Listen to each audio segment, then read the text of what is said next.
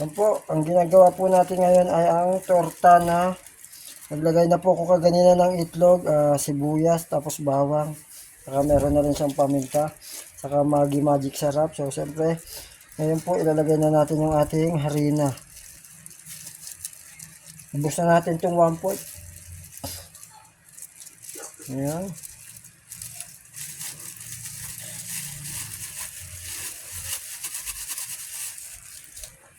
Ayan.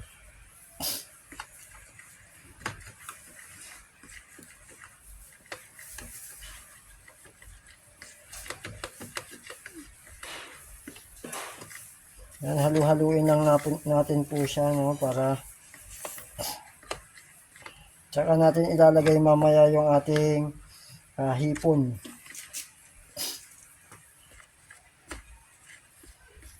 Add lang po tayo ng mag-add ng ng tubig kung ganyan kulang pa po sa tubig niya.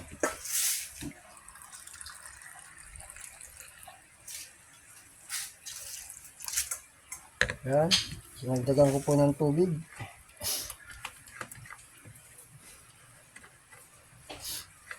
Siyempre, meron na rin itong Magic Sarap, no? Yung Magic Sarap, yung nagbibigay po talaga sa ating mga lutuin ng kakaibang lasa yan. So, gumamit po tayo ng Magic Sarap.